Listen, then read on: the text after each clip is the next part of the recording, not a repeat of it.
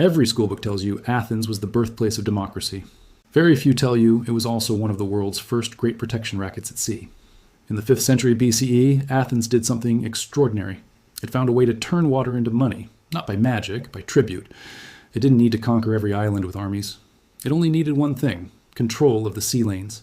And once it had that, it started taxing the seas. Athens didn't begin as an empire. It began as a scared city that had watched Persia burn its neighbors. After the Persian invasions, the Greek cities along the Aegean and Ionian coasts knew one thing: if Persia came back, the isolated cities would fall one by one. So in 478 BCE, they formed an alliance centered on the sacred island of Delos. We call it the Delian League. On paper, it was simple. Each member could contribute either ships and men or money to a common defense fund to keep the Persian fleet away. Athens led the alliance because Athens had the ships. At first, this looked like collective security, mutual defense, a shared shield over a scattered world of city-states. But shields are expensive, and some allies found it easier to send silver than triremes. That small decision, to pay cash instead of ships, is where the story of empire by tribute really begins. The mechanism was brutally elegant.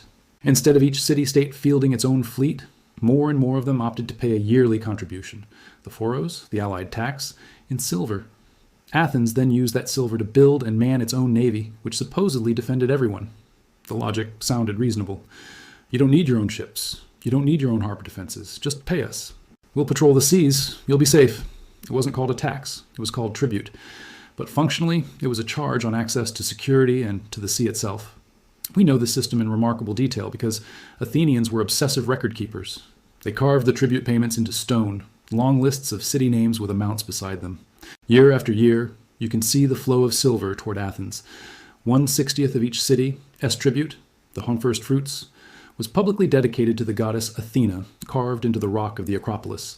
Religion on the surface, accounting underneath, and the message to each coastal city was clear: you live by the sea, you trade by the sea is under our protection. So you will pay. At first, this tax on the seas wore a friendly mask. The treasury sat on neutral sacred ground at Delos. Allies held their meetings there. Everyone could pretend this was a partnership of equals, bound by a common enemy far to the east. But power hates equality.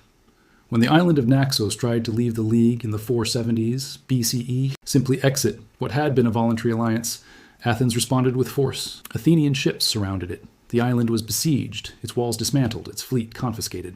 Naxos was forced back into the League, stripped of the right to contribute ships in order to pay cash instead. The message was unmistakable. You don't get to stop paying, you don't get to walk away. In that moment, the Delian League stopped being a league. It became an enforcement zone, and that pattern repeated. An island hesitates, Athens arrives in force. The rebels are defeated, their fleet taken, their autonomy replaced by a tribute obligation. Every revolt made the system harsher. Every revolt made the system more profitable. By the middle of the 5th century, Athens took the next step.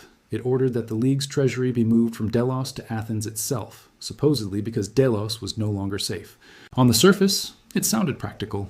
In reality, it meant the silver was now under Athenian keys, watched by Athenian clerks, controlled by Athenian politicians. The alliance's money had become Athens' money. The seas were no longer just highways. They were a toll road, and Athens was in charge of the gates. This was the heart of the Athenian system. Control the sea. Call that control defense. Turn defense into tribute. Use tribute to deepen control of the sea. A feedback loop. The stronger the Athenian navy became, the less realistic it was for any island city to resist. The more cities paid, the more ships Athens could build. The more ships it built, the more dangerous resistance became. Beneath every sleek Athenian trireme was a simple unspoken message. You pay because we could crush you. You keep paying because we already did it to someone else. The tribute wasn't just about military protection. It quietly rewired the entire economy of the Aegean. If you wanted to ship grain, timber, or wine across the sea, you did it under Athenian naval hegemony. If your city sat on a strategic island, you were too important to leave untaxed. If you thought about switching sides to Sparta, you had to weigh that against the very real possibility of a blockade, or siege, or famine. Athens did not need to announce, "We tax the sea." It didn't have to. The combination of triremes and tribute lists did the talking. On parchment, it was an alliance. On the water, it was a monopoly. And the profits of that monopoly flowed home. Yes, some of the tribute funded the fleet that had once saved Greece from Persia. That was the public justification, repeated in the assembly and carved in stone. But a growing share of the money flowed into Athens itself, into jury pay, so poorer citizens could sit in courts, into rowers' wages, so thousands of Athenians could live by the oar and the vote, into festivals, rituals, theater, into stone and marble and bronze. The Parthenon was not just a temple, it was a converted spreadsheet written in limestone and columns. Every glittering statue, every carved relief, every towering column represented silver that had started life in someone else's harbor. Inside the city, this looked like a miracle. The poorest citizen could attend the theater and be paid for the day. He could serve on a jury and be paid for justice. He could row in the fleet and be paid for war. Democracy and empire grew together, intertwined. Outside Athens, it looked very different. We pay, so you can vote. We send silver so you can sit in your assembly and decide our fate. We hand over our surplus, so you can debate whether to tighten the screws even further. This is one of the sharpest paradoxes in history. The city, most famous for freedom, funded that freedom with a deeply undemocratic system of tribute imposed on others. At home, liberty. At sea, payment or punishment. Tribute alone is rarely enough to hold a system together. You also need fear. When cities resisted, Athens made examples of them. Thassos, rich in mines and timber, tried to pull away from Athenian influence. Athens responded with siege, with defeat, with humiliation. Its walls were torn down, its fleet taken, its territory stripped. Potidaea, a Corinthian colony that paid tribute to Athens but kept close ties with Corinth, hesitated when Athens demanded it pull down its seaward walls and send hostages. That hesitation turned into defiance. Defiance turned into another long, bitter siege. For the people on those walls, this was not an abstract lesson in geopolitics. It was hunger, disease, desperate bargaining, and finally surrender. For everyone watching from other islands, it was a warning. You live on an island. You need ships to eat. We control the ships. When you control the water, you don't need to occupy every acre of land. You can sit offshore and close ports. You can stop grain. You can make trade vanish. Athens did not tax land. Athens taxed motion, flow, connection. The price of staying plugged into the Aegean trade network was obedience. Pay the tribute. Accept the garrison. Keep your harbor open to Athenian ships. The mechanism worked astonishingly well until it didn't, because empires that live by tribute also die by overreach.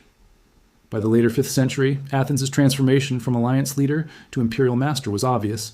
Sparta, the dominant land power, watched as Athens turned allies into subjects and harbors into toll booths. Resentment hardened in the Peloponnese. Complaints from the allies piled up about high-handed Athenian generals, unfair court cases in Athens, ships seized, trade redirected. The Peloponnesian War that followed was not just a clash between two coalitions. It was a question hammered out in blood and siege and starvation. Can one city keep taxing the seas forever? The war dragged on for almost 30 years. Athens survived plague, defeats, revolts. But every crisis forced it to squeeze the system harder. Tribute demands rose. Allies were no longer partners. They were resources. Grain routes were fought over like veins of gold. The great imperial gamble, the Sicilian expedition, was funded and launched on the assumption that more conquest would solve the problem, that one more rich island would keep the machine going a little longer. It failed catastrophically. Ships lost, men lost. Prestige shattered. The protection racket had overextended itself. In the final phase of the war, the image is almost pathetic. The city that once proudly moved the Delian treasury into its own temples is now drilling into its own plate silver, melting down its own statues, scraping the bottom of its own reserves. The sea toller, the empire by tribute, is starved of the very flows it once controlled. In 404 BCE, after blockade and hunger and internal strife, Athens surrendered. Its long walls were torn down to the music of flutes. Its fleet was reduced to a token. The Athenian Empire was finished. The Delian League was gone. The tribute lists stopped. The stone inscriptions froze mid-column, unfinished, as if someone simply dropped the chisel and walked away. The sea remained. Athens' control over it did not. So why does this matter centuries later? When the triremes have rotted and the harbors have silted up?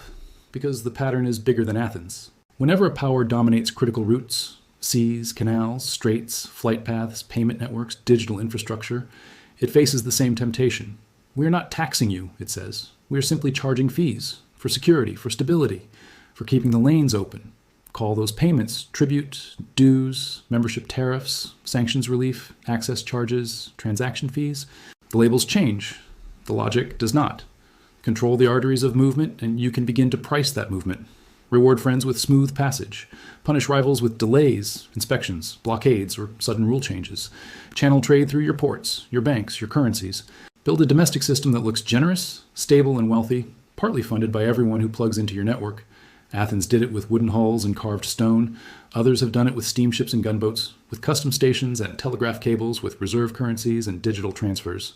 The tools evolve, the story is familiar, and there's another quieter pattern underneath. When the Delian League formed, the payments were easy to justify. There was a real enemy on the horizon. Persian kings had burned cities, razed temples, and slaughtered populations. Of course, the smaller cities would rather send silver to Athens than face a Persian fleet alone. At the beginning, the cost of safety seems voluntary. Almost everyone agrees it is necessary. Over time, the line shifts. What began as a contribution morphs into an obligation. What began as an alliance hardens into a hierarchy. What began as shared defense turns into dependency, and then into control. By the time the cities realize what they are part of, the exit doors are locked. You see that arc in the Athenian world. A few coins to help keep the great king away, a regular counted tribute, a garrison on the hill, a fleet watching the harbor, a threat behind every request. The protection fee becomes a price for disobedience. History rarely shouts its warnings. It whispers them over and over in different places and different languages. An alliance that starts to look like a pyramid, a contribution that starts to feel like a tax, a security guarantee that quietly becomes a veto over your choices, a protector that starts to resemble a creditor, then a master.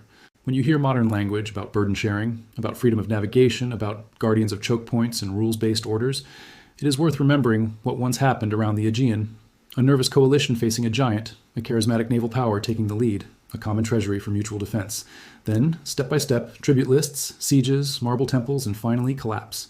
The question is not whether states will try to turn strategic control into revenue and obedience. History shows they will, almost every time. The real question is more uncomfortable. How early do people inside an alliance recognize the moment when protection turns into extraction? How early do they see that the sea, or the road, or the network is no longer a shared good, but a toll road for someone else's ambitions? Athens offers no easy answers. It offers something more useful, a pattern, a way to recognize when water starts turning into money, and when that money starts flowing in only one direction. Empires love to tell stories about democracy, safety, and shared prosperity.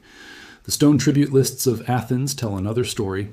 Who paid, how much, for how long, and how it ended.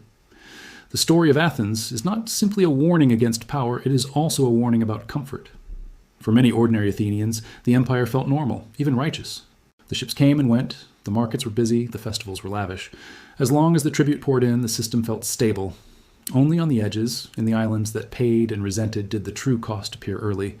That is often how systems of extraction work. They feel most legitimate at the center and most oppressive at the margins.